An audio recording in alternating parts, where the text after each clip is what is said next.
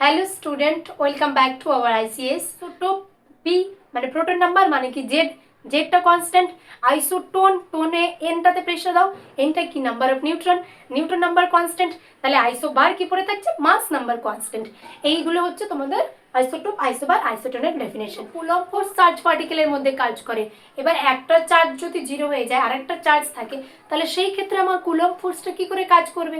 তাহলে এখানে coulomb force কাজ করছে না। আইনস্টাইন আমাদের বলেছিল যে ভর শক্তিতে রূপান্তরিত হয়, তাহলে তার জন্যই আমরা কিছুটা এনার্জি পাই। মাস যদি এনার্জিতে কনভার্ট হয়, সেই ক্ষেত্রে আমাদের মাস এনার্জির যে রিলেশনটা ছিল E=mc²। আজকের লেকচারে আমরা যেটা পড়বো সেটা হচ্ছে অ্যাটমিক নিউক্লিয়াস। তোমাদের আপকামিং 4th সেমিস্টারের একটা চ্যাপ্টার অ্যাটমিক নিউক্লিয়াস। অ্যাটমিক নিউক্লিয়াসে যেটা মেনলি পড়া হবে সেটা হচ্ছে আমাদের নিউক্লিয়াসের কী কী প্রপার্টিস, নিউক্লিয়াসের মধ্যে কী কী আছে বা নিউক্লিয়াসের মধ্যে কী কী দ্বারা গঠিত, নিউক্লিয়াসের ফোর্স কীরকম হয়, নিউক্লিয়াসের ক্লাসিফিকেশন। তো সেটা নিয়ে আজকে আমি লেকচারে ডিসকাস করব। তো আমরা পরমাণু চ্যাপ্টারের মানে পরমাণু ক্লাসে তোমরা সবাই হয়তো পড়েছো যে পরমাণুর মধ্যে ইলেকট্রন থাকে আর নিউক্লিয়াসে থাকে, বাট এই চ্যাপ্টারটা মেনলি কনসেন্ট্রেট করবে নিউক্লিয়াসকে।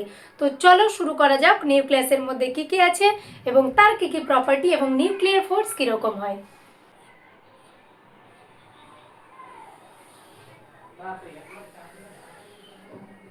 তো এই যে নিউক্লিয়াস, এইটাকেই কনসেন্ট্রেট করব। এই যে ইলেকট্রন, এই ইলেকট্রনগুলো আমরা আজকের চ্যাপ্টারে কনসেন্ট্রেট করব না। আজকের ক্লাসের পার্ট হচ্ছে শুধু নিউক্লিয়াস। এই নিউক্লিয়াসের মধ্যে কি কি আছে সেটা ফার্স্টে দেখা। নিউক্লিয়াসের মধ্যে যেটা আছে সেটা হচ্ছে তোমার নিউক্লিয়াসের মধ্যে আছে তোমার নিউট্রন এবং নিউক্লিয়াসের মধ্যে আছে তোমার প্রোটন। তো নিউট্রন এবং প্রোটন এবং ইলেকট্রন, ইলেকট্রনটা যেটা চারপাশে বাইরে অরবিটে রিভলভ করছে, তাদের মাস চার্জ কি সেগুলো নিয়ে আমরা যদি প্রথমে বলি। নিউক্লিয়াস তাহলে নিউট্রন আর প্রোটন দ্বারা গঠিত, নিউট্রন আর প্রোটন মিলে নিউক্লিয়াস তৈরি। নিউট্রনের চার্জ হচ্ছে তোমার জিরো, চার্জ হচ্ছে zero. Mass of the neutron হচ্ছে জিরো, প্রোটনের চার্জ হচ্ছে +1 এবং নিউট্রনের মাস হচ্ছে 1.67 10⁻27 কেজি, প্রোটনের মাস হচ্ছে 1.673 × 10⁻27 কেজি। তাহলে তুমি এখান থেকে দেখো নিউট্রনের মাস এবং প্রোটনের মাস হচ্ছে তোমার কাছাকাছি, তাই তো? নিউট্রনের মাস এবং প্রোটনের মাস কাছাকাছি। এইবার আইনস্টাইন আমাদের কি বলেছিল? আইনস্টাইন আমাদের বলেছিল যে ভর শক্তিতে রূপান্তরিত হয়, তাহলে তার জন্যই আমরা কিছুটা এনার্জি পাই। মাস যদি এনার্জিতে কনভার্ট হয়, সেই ক্ষেত্রে আমাদের মাস এনার্জির যে রিলেশনটা ছিল E=mc²। কোশ্চেনটা হচ্ছে যে তোমাদের এইটা যদি তুমি ভালো কি বলবো গুড ওয়েতে ভাবো, তাহলে তোমার মাথায় এই কোশ্চেনটা আসবে যে নিউট্রনের চার্জ তো জিরো, প্রোটনের চার্জ +1। আমরা যেমন নিউক্লিয়াস এই যে অ্যাটমিক স্টেবিলিটিটা বজায় ছিল, আমরা বলছিলাম যে নিউক্লিয়াসের সাথে এইখানে এই নিউক্লিয়াসের প্রোটনের সাথে এর যে ইলেকট্রনের একটা কুলম্ব ফোর্স, সেই কুলম্ব ফোর্সের জন্য স্টেবিলিটিটা বজায় ছিল। কিন্তু এইখানে ইলেকট্রন তো নেই, আছে আমার প্রোটন আর নিউট্রন। যেইখানে আমার প্রোটনটা হচ্ছে চার্জ আছে, নিউট্রনটা চার্জলেস। তাহলে একটা চার্জ থাকে আর একটা যদি চার্জ না থাকে, তাহলে তাদের দুজনকে বাইন্ড করে রেখেছে কোন ফোর্স? আমরা তো আমাদের যে নোন ফোর্সগুলো, আমাদের নোন ফোর্স কি আছে? গ্র্যাভিটেশনাল ফোর্স আছে, আমাদের নোন ফোর্স কুলম্ব ফোর্স আছে। কিন্তু কুলম্ব ফোর্স চার্জ পার্টিকেলের মধ্যে কাজ করে। এবার একটা চার্জ যদি জিরো হয়ে যায় আর একটা চার্জ থাকে, তাহলে সেই ক্ষেত্রে আমার কুলম্ব ফোর্সটা কি করে কাজ করবে? তাহলে এখানে কুলম্ব ফোর্স কাজ করছে না। তাহলে নিউক্লিয়াসের মধ্যে নিউট্রন আর প্রোটনকে কে বাইন্ড করে রেখেছে, ধরে রেখেছে, সেই ফোর্সটাকে বলা হয় নিউক্লিয়ার ফোর্স। তাহলে নিউক্লিয়ার ফোর্সের কি কি প্রপার্টিজ হতে পারে, নিউক্লিয়ার ফোর্সে কখন কাজ করবে, নিউক্লিয়ার ফোর্সের নেচারটা কীরকম, সেটা নিয়ে একটু কথা বলি। যেমন আমরা নিউক্লিয়ার ফোর্স এইখানে আমরা দেখতে পাচ্ছি যে নিউট্রন আর প্রোটনকে হোল্ড করে রেখেছে, যেইখানে নিউট্রনটা চার্জলেস, প্রোটনটা চার্জ আছে। তার মানে কি হচ্ছে যে নিশ্চয়ই নিউক্লিয়ার চার্জের উপর ফোর্সটা ডিপেন্ড করছে না। তাহলে নিউক্লিয়ার ফোর্স চার্জ ইন্ডিপেন্ডেন্ট হচ্ছে, চার্জ ইন্ডিপেন্ডেন্ট হচ্ছে বলেই নিউট্রন প্রোটনের মধ্যে যা ফোর্স হবে, প্রোটন প্রোটনের মধ্যেও ফোর্স তাই হবে, বা নিউট্রন নিউট্রনের মধ্যেও তাই ফোর্স হবে, বা প্রোটন নিউট্রনের মধ্যেও সেম ফোর্স হবে।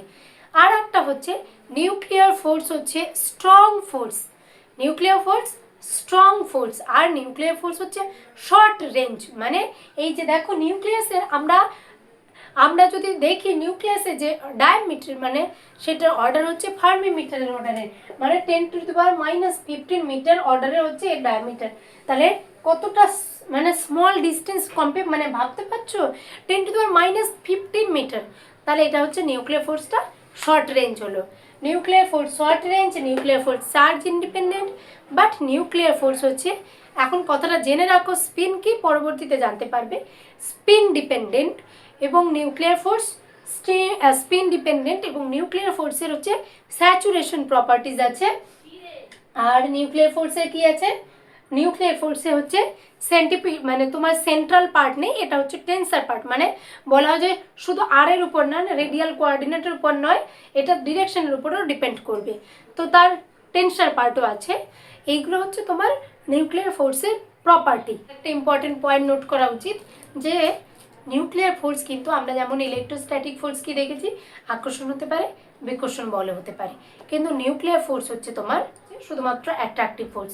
এবার নিউক্লিয়ার তো বুঝলাম, কিন্তু তুমি এইটা জিনিস বুঝতে পারছো তো, কত একটা স্মল জিনিসকে নিয়ে আমরা এখানে আলোচনা করছি। তো এইখানে যে নিউক্লিয়াসের ভরটা না, নিউক্লিয়াসের ভর কিন্তু তুমি কেজি মানে তার যে আমরা যে নর্মাল কেজি গ্রামে, সেই গ্রামে এক্সপ্রেস করাটা ডিফিকাল্ট, কারণ এত স্মল ভর।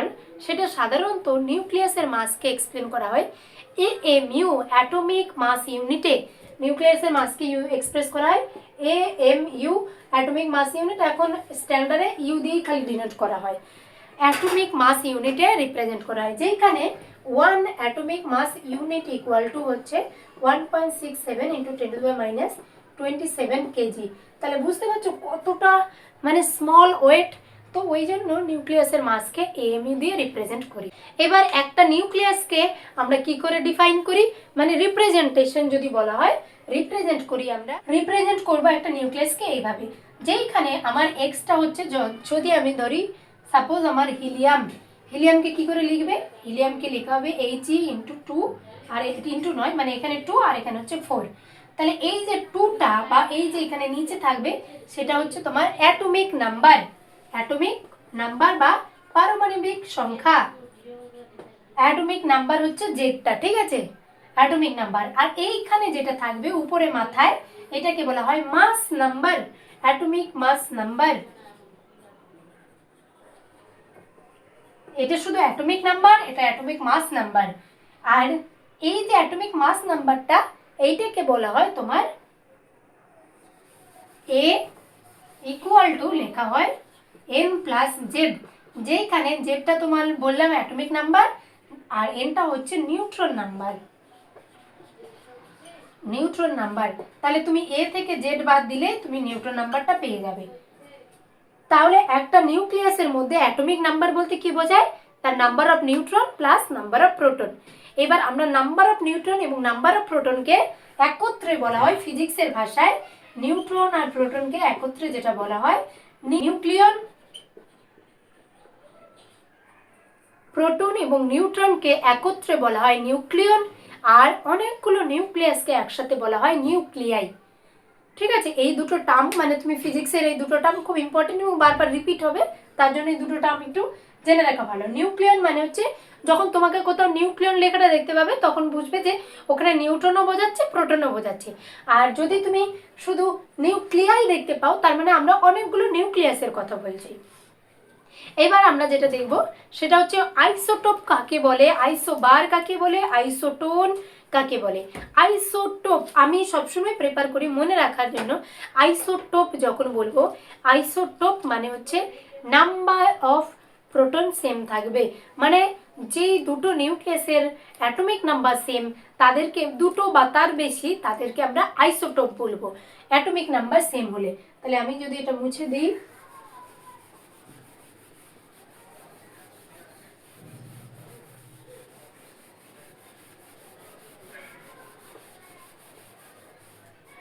তাহলে ফার্স্টে তুমি আইসোটোপ দেখো।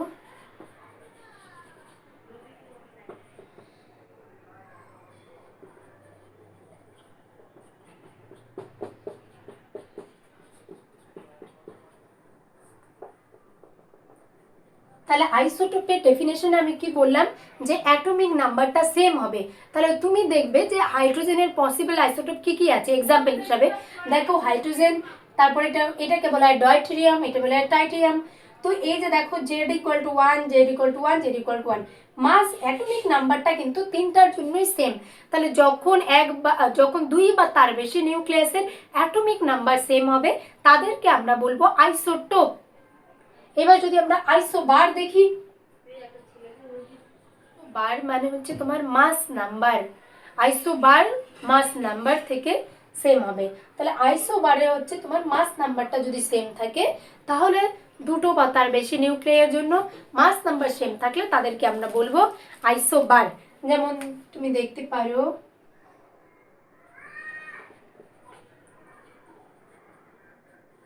মাস নাম্বার মানে এটা হচ্ছে সেম থাকবে। তাহলে এ যদি সেম থাকে তখন তাদেরকে বলবো মাস নাম্বার। যেমন আইসোটোপ পিতে যদি প্রেসার দাও তাহলে পি কনস্ট্যান্ট মানে জেড কনস্ট্যান্ট, আইসোবার মানে মাস নাম্বার, মাস এইখান থেকে রিলেট করে মাস নাম্বার সেম থাকবে। বা এর পরে যেটা আসছে তাহলে দেখো উদাহরণ হিসেবে দেখলে কার্বন 14 এবং নাইট্রোজেন 14, দেখো মাস নাম্বারটা সেম কিন্তু জেডটা আলাদা, মাস নাম্বারটা সেম হচ্ছে বাট জেডটা আলাদা হচ্ছে। তাহলে এইখান থেকে আমরা কি বুঝতে পারলাম যে মাস নাম্বার সেম হলে আইসোবার আর জেড নাম্বার সেম হলে আইসোটোপ।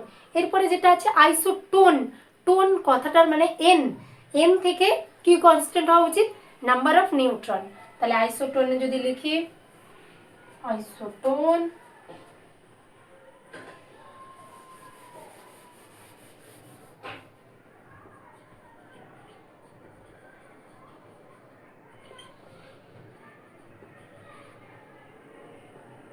তাহলে আইসোটোন এন এ প্রেসার দাও, এন মানে কি নাম্বার অফ নিউট্রন কনস্ট্যান্ট। তাহলে নাম্বার অফ নিউট্রনটা কোথায়, এই যে দেখো যেমন এক্সাম্পল হিসাবে কার্বন দিয়েছি 6 কার্বন 14 কার্বন এবং 16 অক্সিজেন, এইখানেও দেখো নাম্বার অফ নিউট্রনটা 8 আর এইখানেও দেখো নাম্বার অফ নিউট্রনটা 8। কি করে পেলাম, এই দুটোর বিয়োগ করলে 8 পাবে, এই দুটোর বিয়োগ করলে 8 পাবে। তাহলে আইসোটোন দুটো মনে থাকলে আরেকটা অটোমেটিকলি মনে থেকে যাবে।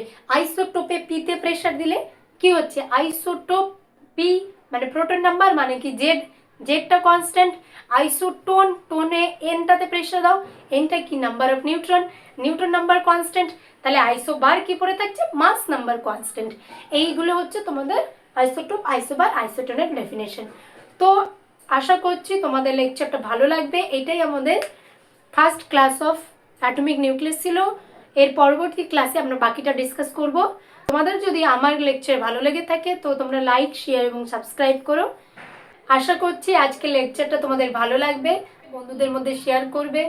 যদি তোমাদের লেকচার ভালো লেগে থাকে তাহলে অবশ্যই তোমরা কমেন্টের মাধ্যমে আমাকে জানাবে।